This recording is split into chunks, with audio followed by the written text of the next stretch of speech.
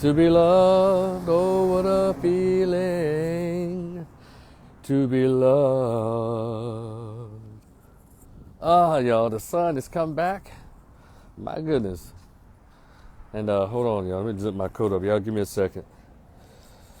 It's not 21 degrees. It's actually 46 degrees and sunshine, and it's awesome. Yeah, the wind is blowing a little bit, but it's tolerable. I get to wear my Grambling sweatshirt and my Grambling hat. Scully here. Bam. I got my Grambling thing up under here. So anyway, shout out to Grambling State University. But,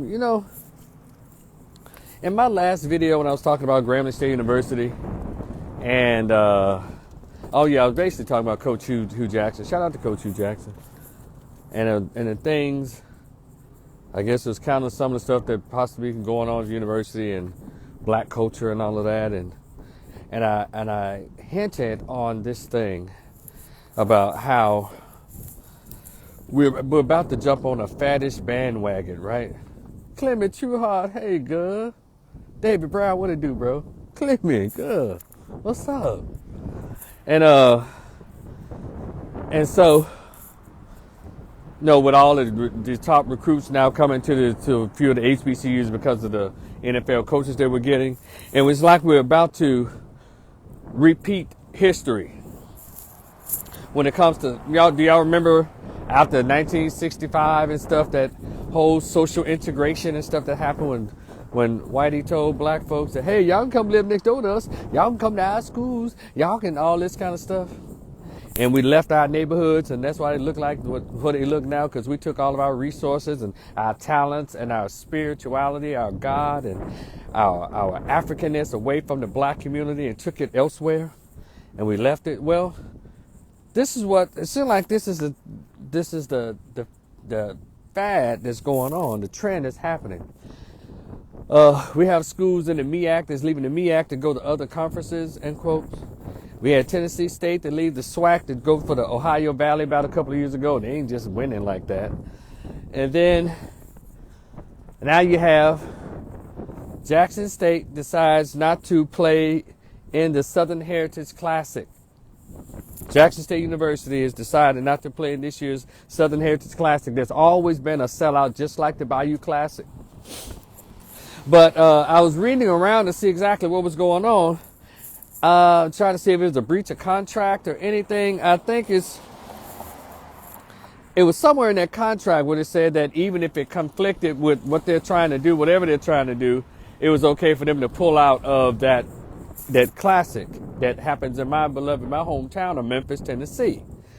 And so I've only said fuck you to Jackson State one time in my whole life as being an HBCU graduate or anything. And that first time I said fuck you Jackson State is when Jackson State had the audacity to sue Grambling State University during the time where the football team was like, they were kind of protesting and they had enough of the conditions of the organization of Grambling football.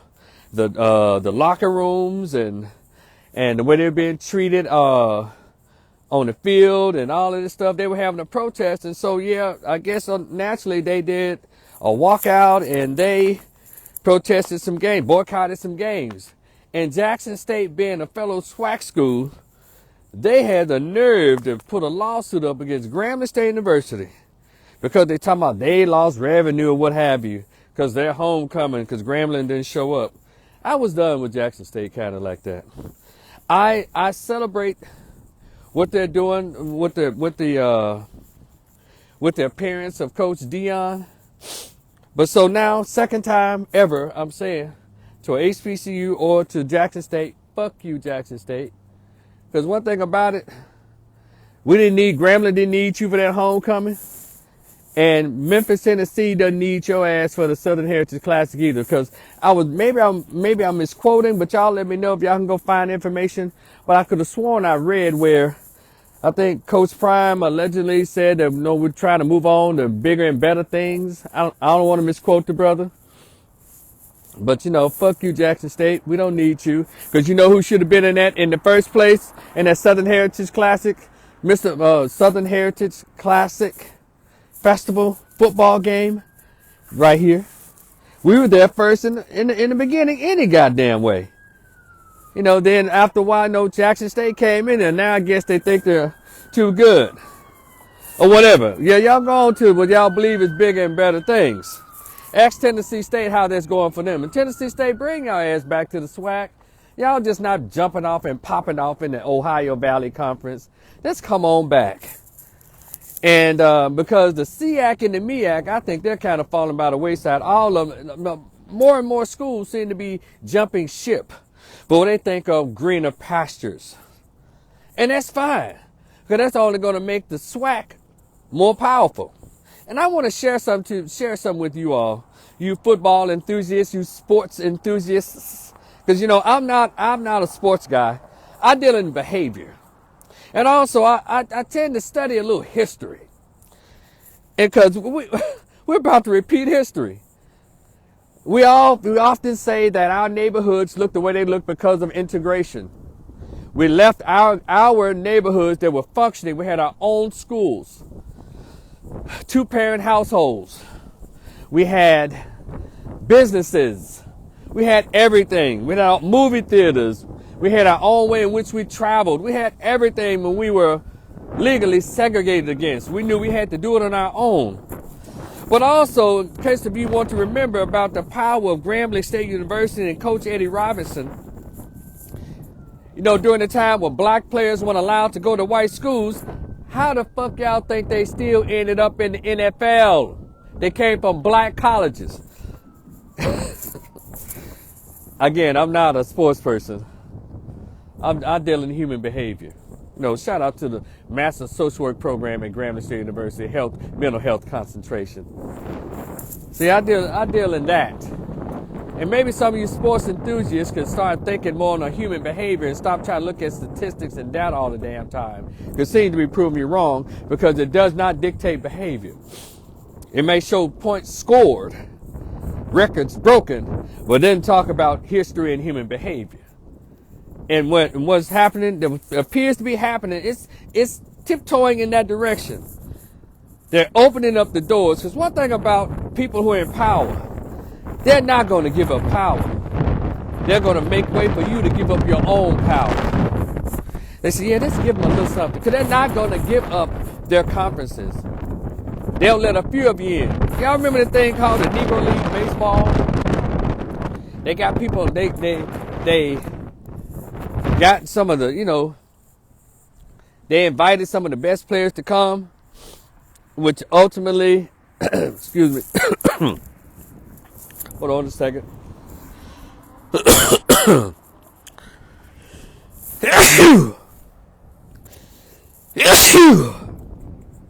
Okay. Which ultimately led to the downfall of the Negro League and everything else that was black owned. When we integrated, well, not integrated, we left our stuff because we thought the ice was cold over there. We never know our power until we give it away.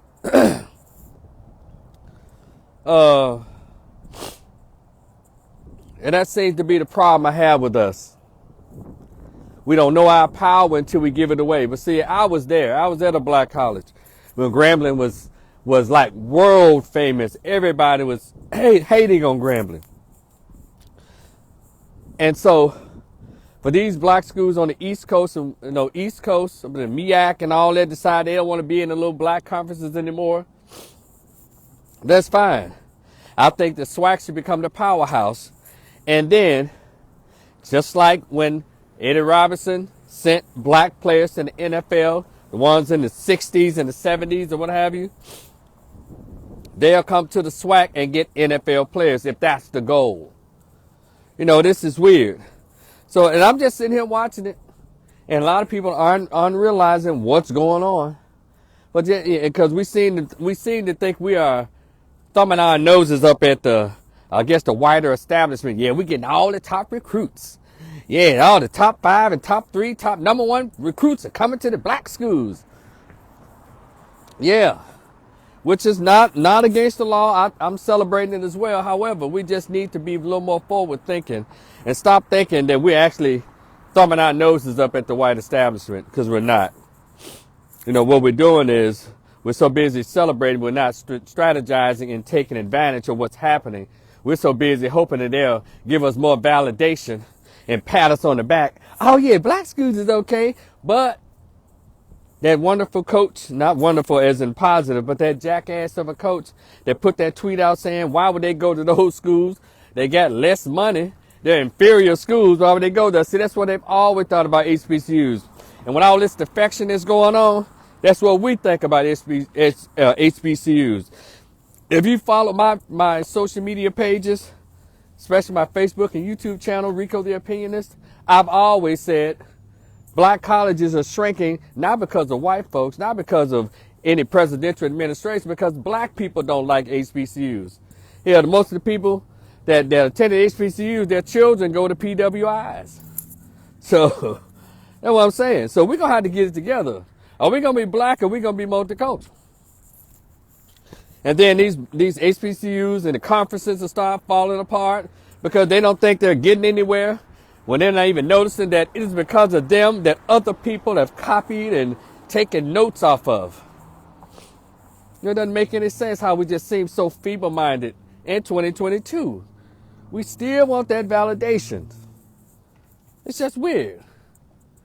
So, Mr. Fred Jones, I know you're going to take care of that. I know you're going to take care of that, Mr. Fred Jones. Invite Grambling State University. We'll come back there. You know, there's a lot of Gramblingites in and around Memphis and in Texas and Mississippi. We'll come. We'll fill the stadium up like we used to before y'all start playing Jackson State. We'll get back to those 80,000 screaming fans, 75, 80,000 screaming fans, or 65,000 because COVID. We'll get back to it popping, and Grambling will be a lot more hometown than little up at Jackson State University. But can I say something though real quick? Now, I know Grambling's trying to, because Tennessee State and Jackson State got a football coach from the NFL. We got it, but I need us to also mimic what Jackson State is doing in their academic programs too. Can we do that, Grambling State? Can we, while we're trying to copy and get their coach, get a coach like them, can we copy them and get some of that research money like they got? Can we copy and get all our programs accredited like them, Grambling State? Can we do that? It's okay to copy their football coach and I guess the football program, but can we also, since we're mimicking them, can we mimic them as it relates to how healthy their programs are? Because let me say this right away, really quickly. Jackson State University was already, and I'm giving them props now, they were already a top-level research HBCU. They were already taking care of their business. Their programs were already healthy and flourishing. Their enrollment already over 6,000 students. So Coach Dion came to a place that was already stable. Our coach Hugh is coming to a it's our coach Hugh Jackson is coming to a place. It's like when it rains, you make a boat out of water. You make a boat out of paper and let it float on water. I think that's the state of our university right now. It's like a paper boat floating on a lake. Any moment, you just go ahead and soak on up and drift on off in the damn water. That's what Hugh Jackson came to. But Deion Sanders went to an already healthy and thriving Jackson State University. Their money is flowing. The student body is healthy. Their programs, they outnumber ours. They're healthy, economically healthy. They got all the professors. They have the researchers there. They got a research department, their school newspaper, their school radio. Everything is popping at Jackson State. So we're going to spend all our time and waste all our pages on our Grambling State University alumni pages talking about the coach and the football team. Well, we also need to put that much energy plus more and to make sure we get healthy programs and degree programs back at Grambling State University. That's all I'm saying. Because why in the hell you going to try to get a new football coach and the damn school damn near at a liberal arts or community college level? Yeah, I said it. Because everybody that know it won't say it out loud. So I guess I have to take the bumps and bruises. I don't give a shit. So anyway, Mr. Fred Jones, in Memphis, Tennessee, y'all tag Mr. Fred Jones on this for me. Tell him we got you, sir. No, Memphis is all over. Those of us here in Texas, we coming back home. You bring Grambling nice, we'll show up and show out and have fun at the new, or what I call the return to home Southern Heritage Classic in Tennessee State. Bring your ass back to the SWAC and let's let the SWAC be the top conference where everybody's trying to get to. Let's bring them all in. Does Tougaloo College have a football team? Or athletic program? Bring Tougaloo up in there. Yeah, who else? Let's see, Tougaloo. Who else? Get all the little southern schools. They can be all part of the SWAC. Let's take care of that. You know, y'all share this live. I don't know. Who else? We got Tougaloo. We see Alcorn is already SWAC. Let's see, Mississippi Valley's already there. Let's see, I heard that is Florida A&M, Merrimack, Florida A&M is SWAC. Let's get Florida Memorial University. Let's get them in there. Let's get them all.